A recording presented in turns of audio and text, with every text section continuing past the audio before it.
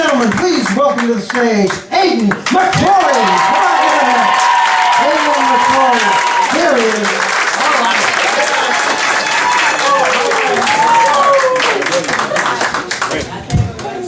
How's it going, everyone? Aren't you guys glad you sat right in front? I think tipping culture has gotten really out of hand recently. Last month, I was at my grandma's wake. There's a tip jar for the funeral director. I wouldn't have even cared that much. It wasn't inside the casket. My poor grandma was holding it like this.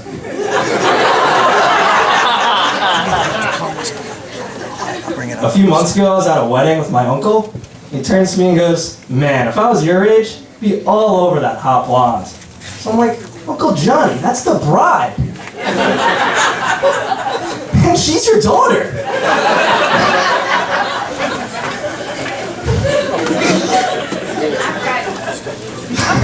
Thank you for emphasizing that.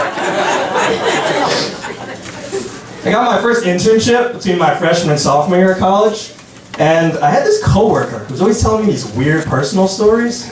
One time, she told me about a text she sent her husband, saying that she was stopping at Victoria's Secret after work, asked him if red was still his favorite color. I'm not sure what made it worse. The fact that it was my first day, but she was 76. My barber's always trying to give me life advice. Last time I got a haircut, tells me diversify when you're buying stocks. Take out a 30-year mortgage when you buy a house. When your wife doesn't shut up, wrap a hot towel around her face. Obviously, I'll end up doing 2 of those 3 things. There's no way I'm taking out a 30-year mortgage. There's a similar guy at the gym who's always critiquing my form. The other day, he came up to me multiple times. First he goes, "Keep your back flat when you're bench pressing." And he's like, "Keep your elbows in when you're doing curls." He comes up to me a third time and he goes, "Widen your feet and stand up straight." So finally I'm like, "Dude, stop. I know how to use a urinal." That's good. A few years ago, I was at a restaurant for my birthday. When I tried to order a beer, the waiter told me that my ID looks fake.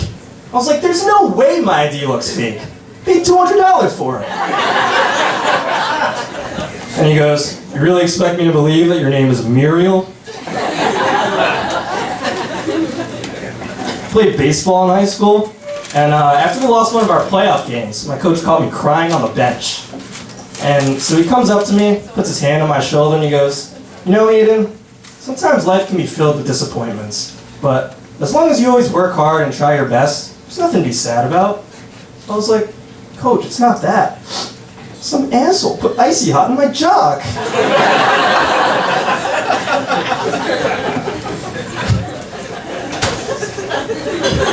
My friend Nick always throws a Halloween party every year, and this year he decided to make it pirate themed. It was such a success that by the end of the night, we all had scurvy. Turning into an old man much faster than I expected. I'm only 23, I have gray hairs and pain in my lower back.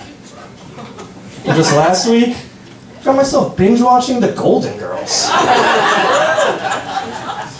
To make things even worse, after seeing one of the commercials, I think I have osteoporosis.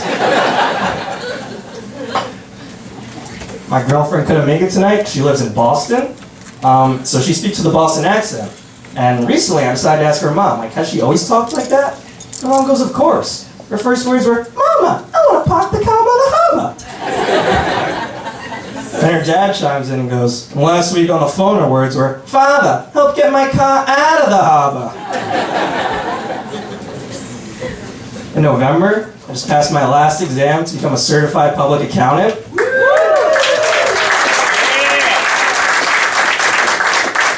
I'm really excited. So I've been waiting 5.5 years to start money laundering.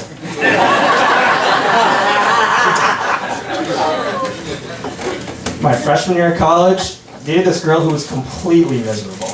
She'd always tell me how she despises her roommates. She hates her major. She'll never find a career that fits her.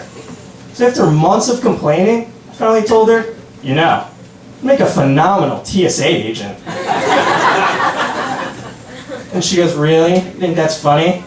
Take off your shoes and stand over there like this.